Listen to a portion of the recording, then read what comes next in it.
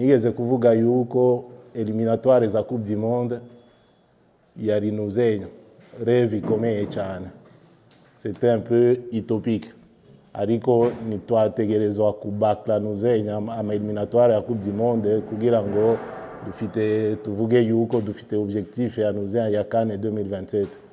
Oya, ama eliminatoire ya Coupe du Monde ni vraiment étape iri vraiment importante kugira ngo dushike kuri eliminatoire za CAN 2027 tumenye aho tugeze. Izi match zibiri ni match ziri determinant tukome ama match ya mbere kubera turi mu nzira yo gushika kuri nuzenya, gushika kuri début ya ma eliminatoire ya Coupe d'Afrique 2027 ya CAN 2027. Nico gituma na match nimwe tuzofata à la légère tuvuge yuko ni match yo gupima yo kuraba ibiki. Oya, match zose dukina avant ama eliminatoire ya Coupe du Monde 2027 na ma match afite objectif yo kumenya aho dushise kugira ngo turabe ivyo tokosora, turabe aho tokongereza, aho tu perfectiona kugira ngo tuwe turi nuzenya turi prêt igihe tutangura nuzenya ama eliminatoire ya nuzenya ya CAN 2027. Si ikintu cyo kunyegeza yuko abakinyi ba Aigle Noir na nuzenya na staff technique Mbondi Centre ntibazoboneka ku rukino tuzokina na nuzenya na Gabon. Iyo ni ngorane, ico kintu nkunda kuvuga Burundi sico kimwe na nuzenya na Côte d'Ivoire canke na Maroc canke na n'ibihugu bikomakomeye vyo muri nuzenya vyo muri Afrika. Kubera iki? Kubera ayo ma ekipe afite nuzenya ama déplacement ingene bayigera sico kimwe no Burundi. Twebwe nitushika muri nuzenya muri Gabon, inzira yo kugaruka mu Burundi dutegerezwa gufata nuzenya ama ligne ya asanzwe y'amandege kugira ngo abakinyi bagaruke mu Burundi. Nitogira iyo erere kugira ngo tu penalize Flambeau du Centre na Aigle Noir kuri nuzenya kuri competition bazokina. Ahubwo kuvyerekeye abo bakinyi ariyo nuzenya abakinyi batatu qui seront ajoutés muri nuzenya muri sélection, qui sont ajoutés muri sélection ni Patrick wo muri nuzenya wo muri Rukinzo, ariyo Jospin Shimirimana, ariyo na wa gatatu ni Frank Nduwimana wo muri nuzenya wo muri Gorilla yo mu Rwanda. Aho tuzoba turi abakinyi 23 tuzojana muri nuzenya muri Gabon. Kucerekeye ikibazo cha Aigle Noir na nuzenya na Flambeau du Centre, sinonyegeza yuko n'aba president bizo migwi zibiri bagize nuzenya demande kwa nuzenya kwa president wa federation. Ubwanje naciye nemera automatiquement kubera ndavye nuzenya ingene tugira nuzenya ma déplacement, c'était quelque chose d'inacceptable kuko twari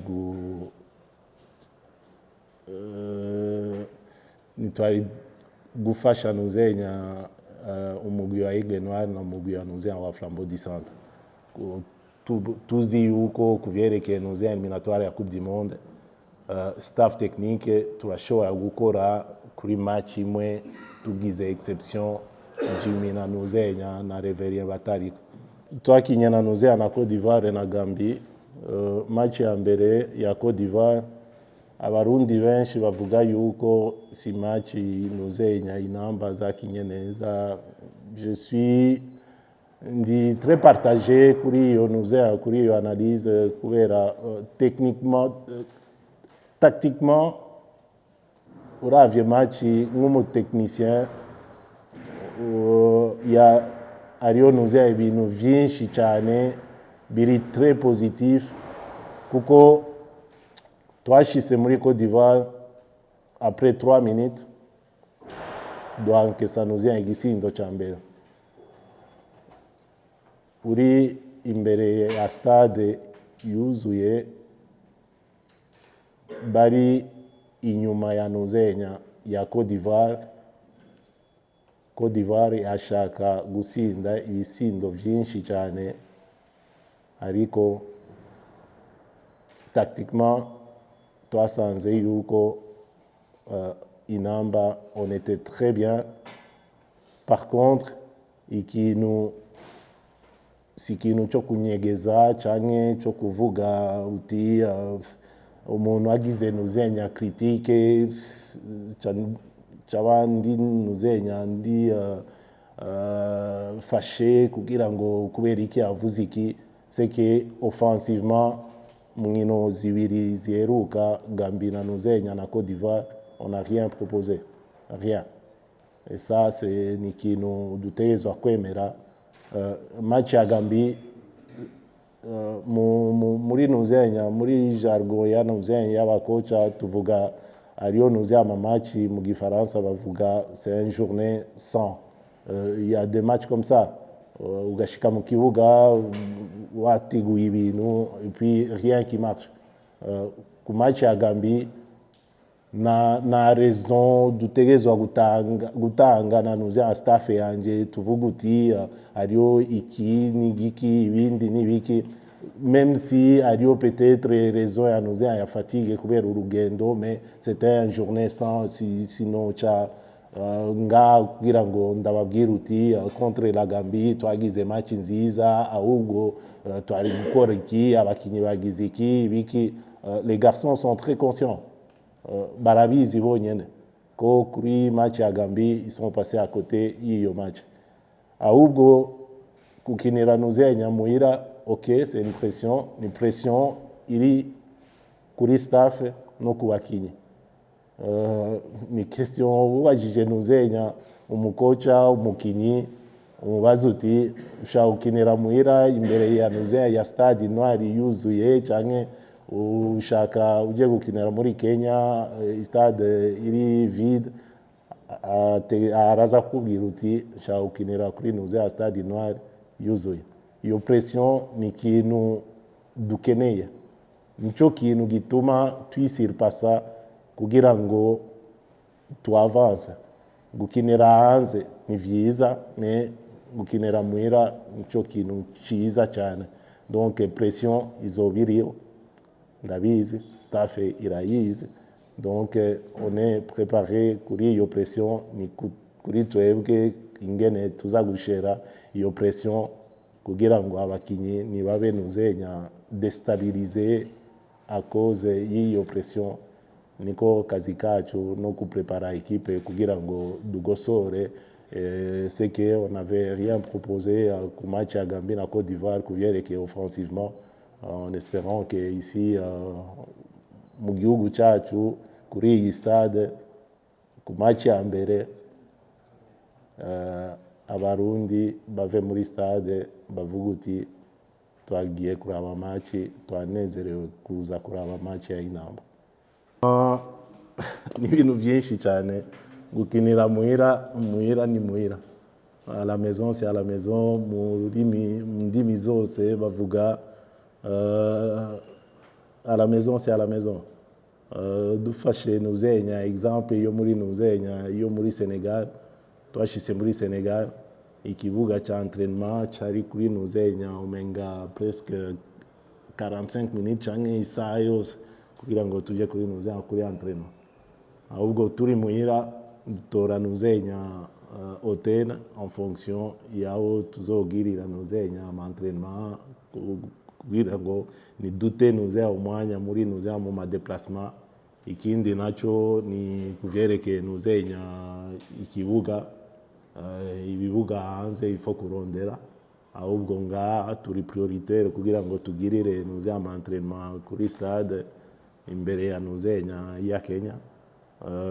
Ikindi naco umunezero w'abarundi nimba azoba peut-être entraînement imwe canke zibiri izoba iri ouvert kuri nuzenya ku bantu bose. Ico kintu cyarabuze muri nuze mu maci twamye dukinira hanze. Ni ikintu cyiza cyane na contact n'abamenyesha makuru b'abarundi.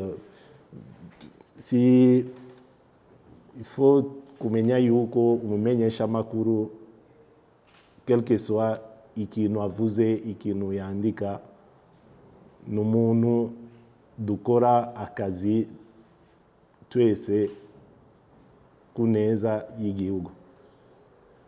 Agize critique, iyo critique usanga ari abandi bantu badafite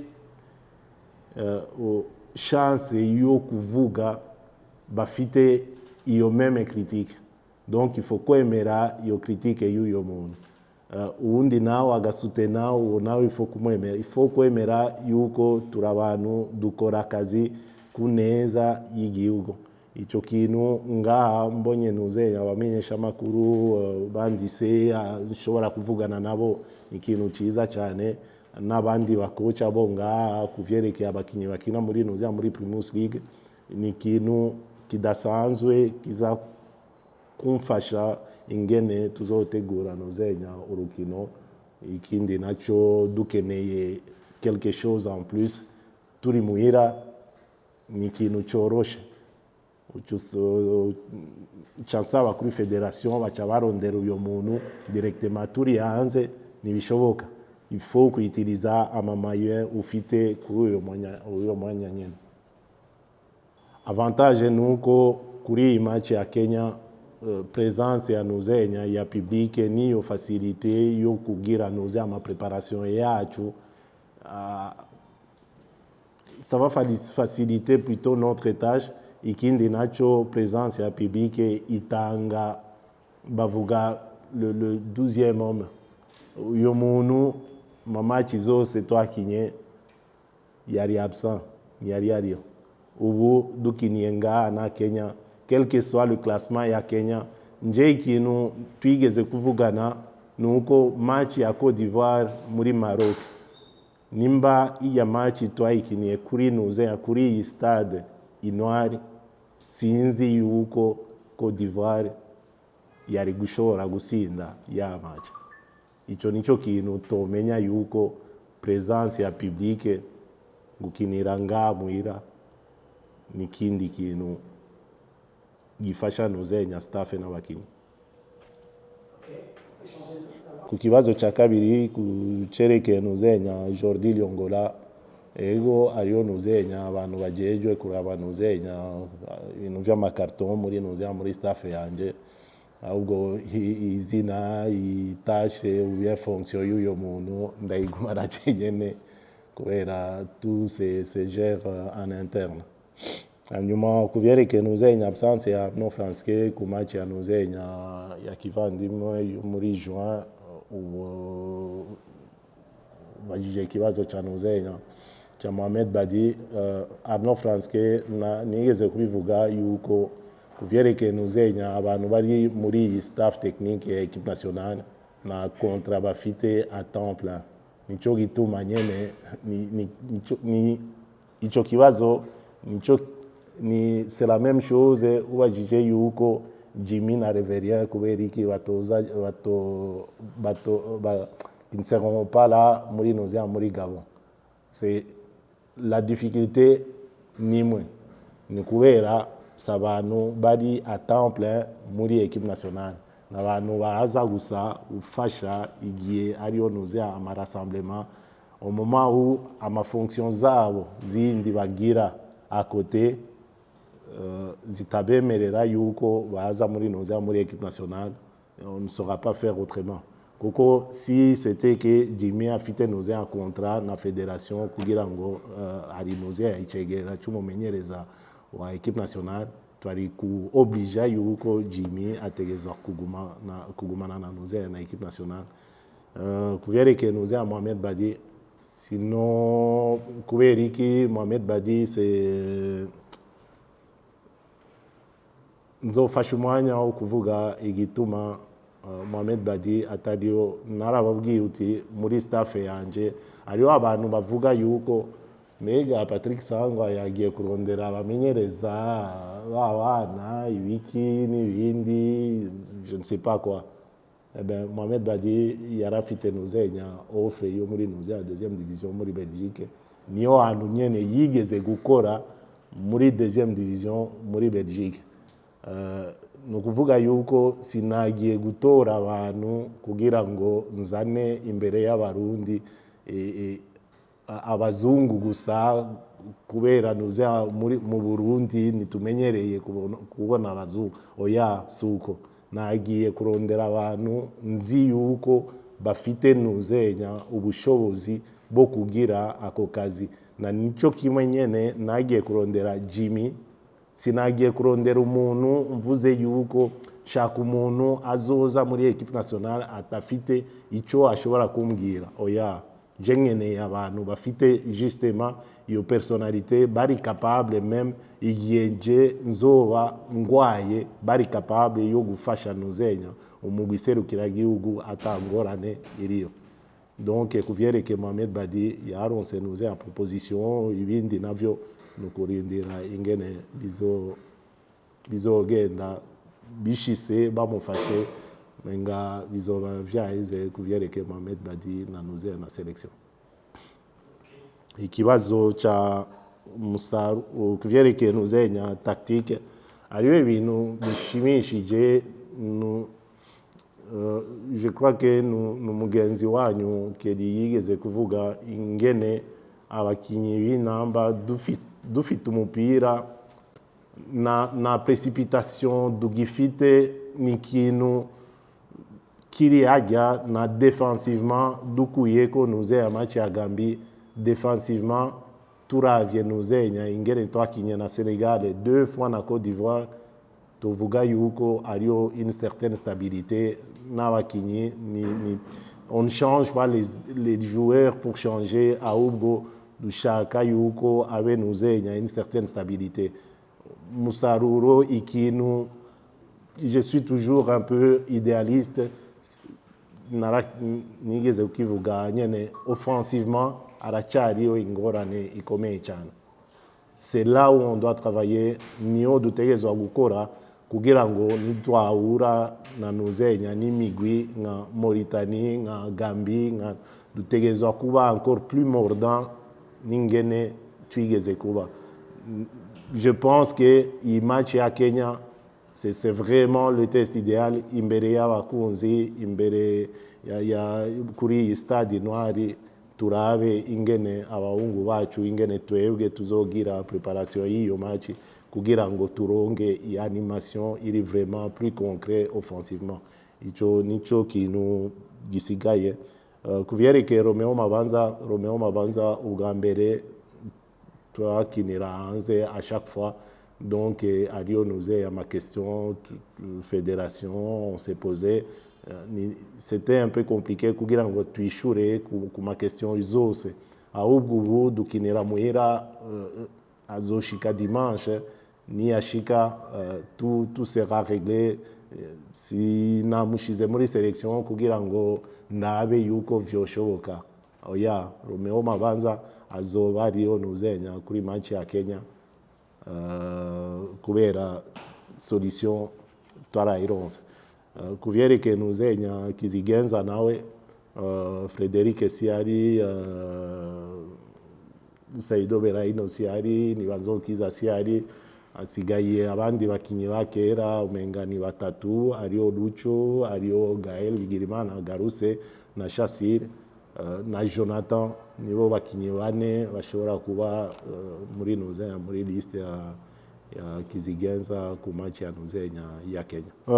Muri équipe nationale icambere kwanza si anu tu prépare physiquement, si anu tugira nuzenya préparation physique. Oya, préparation physique ni kintu kiri c'est ni kintu tuvuga yuko ni entretien, ahubwo kucerekeye nuzenya équipe nationale y'u Burundi tugira entretien, ahubwo tugize nuzenya déplacement dufata nuzenya imisi ibiri turi mu nzira, aho dutanuzenya umwanya w'izo nuzenya wo kugira entretien neza, mais il faut que tugira avec les moyens du bord. ku vyerekeye nuzenya mentalite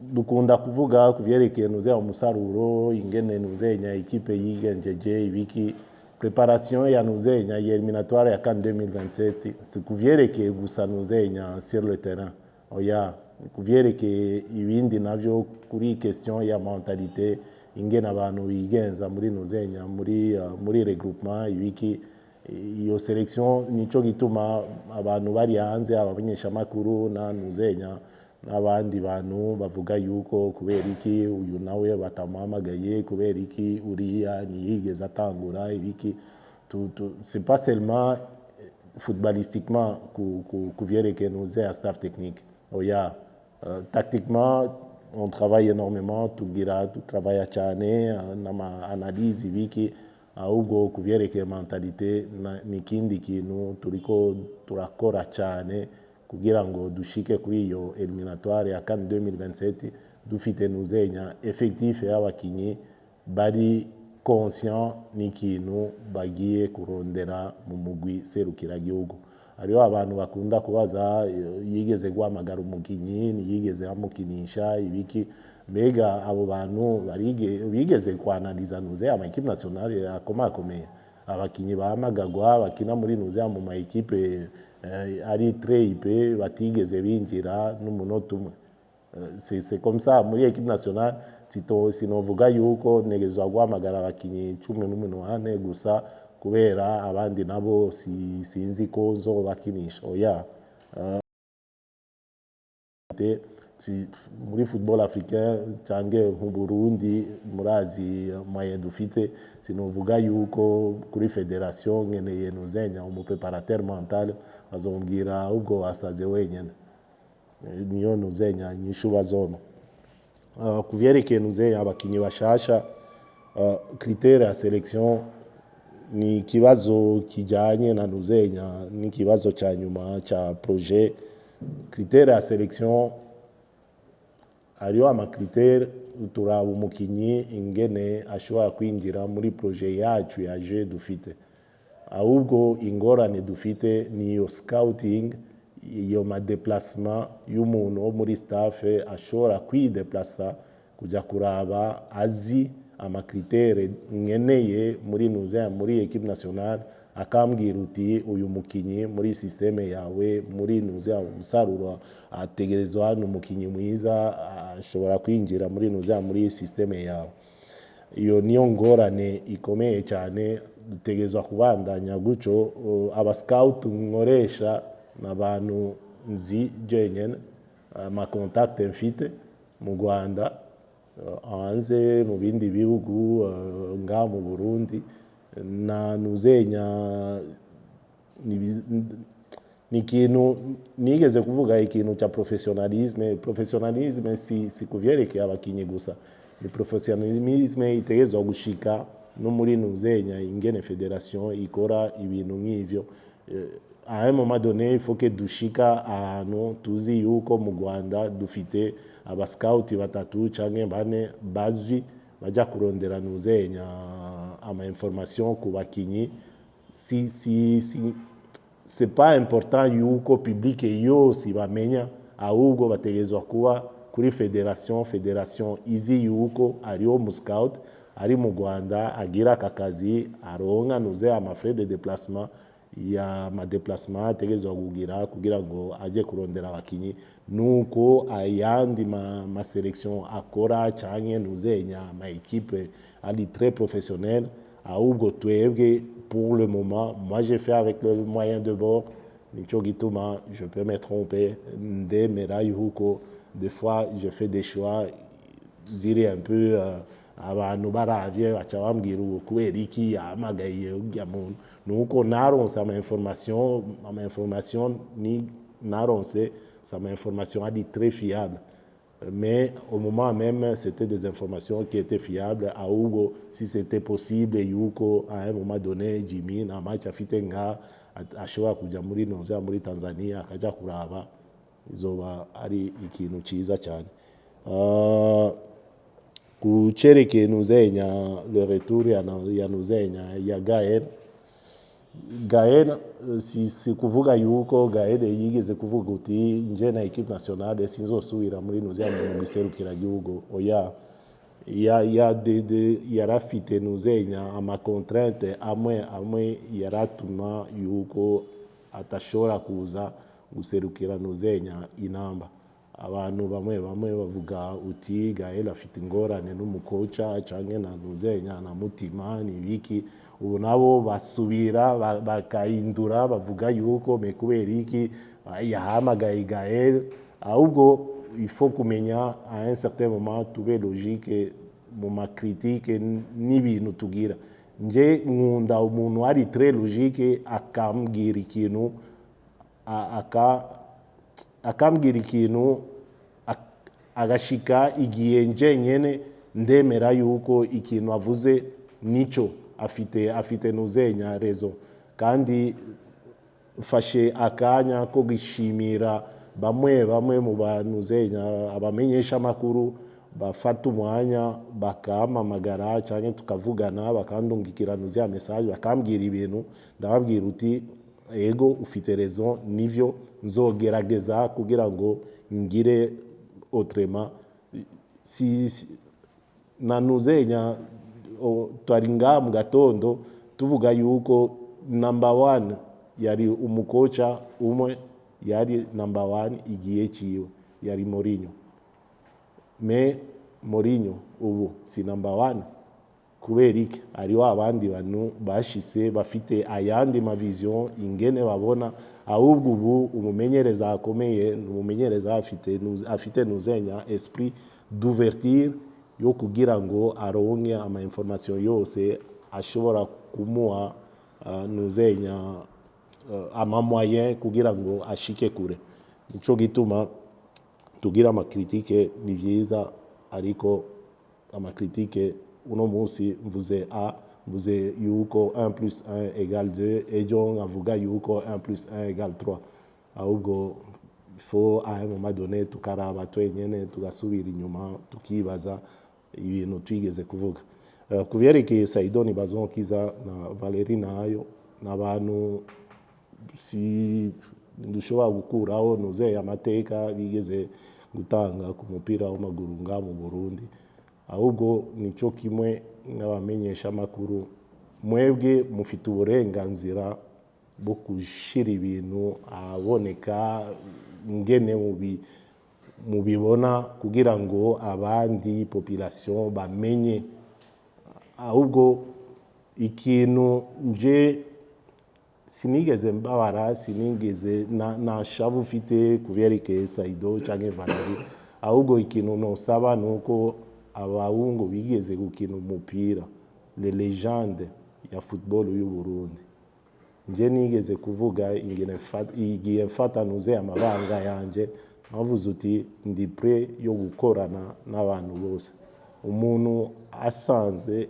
ariyo ikintu kitameze neza nafate nuzenya telefone yiwe arondere nimero yanje amamagare cyangwa ndungikire nuzenya message, ndi prêt yo kumviriza abantu bose, ahubwo ibintu vy'amadeba kuri nuzenya ama réseaux sociaux si ibintu Yes, nshaka kwinjira si igihe nshaka kugira ngo ndonge nuzenya ama like menshi nzoshiraho ibintu ngire deba n'abandi bantu, ahubwo dushaka kubaka ikintu gikomeye cyane ku mugwiserukira gihugu. Je ndi nga mvuga cyane nuzenya kandi 2027, ahubwo ikintu igihe nimba dushika muri dushise muri nuzenya Imana dufashije dugashika muri kan 2027 hanyuma kan 2029 tukayisiba tuzoba on aura raté quelque chose de bien. Il faut que dushike ahantu abarundi bose dukorane kugira ngo tubake ikintu tuje muri kane incuro zibiri zitatu canke zine zikurikirana. Hanyuma kuvyerekeye Feitoto nice kimwe n'abandi ba scout, il faut que turaba nje ndi mumenyereza gusa ndi nuze umuselectionnaire, ibindi navyo nico kimwe bambwiye uti mufata indege yo kujya muri Gabon, mutegerezwa guca muri nuzenya muri iki gihugu, nta burenganzira nje mfite yo kuvuga yuko oya umupilote oya ntitushobora guca, tutegerezwa gushika muri nuzenya muri Gabon atelier muri kugira ngo tugire nuzenya tugire entraînement, ahubwo ntegerezwa kwiadapta mu kazi kacu bavuga cyane adaptation ni ikintu gikomeye cyane, tutegerezwa kwiadapta malgré les difficultés, mais on connaît notre pays, hariho ibintu byinshi cyane byahindutse. Murabe nga turi muri nuzenya muri stade noir muri salle de conférence, nibaza yuko igihe nari ndi nga mu Burundi sinigeze ndibaza yuko tuzoba dufite nuzenya ikibuga giki. Donc il faut féliciter quand les choses vont bien et savoir critiquer seulement quand on sent vraiment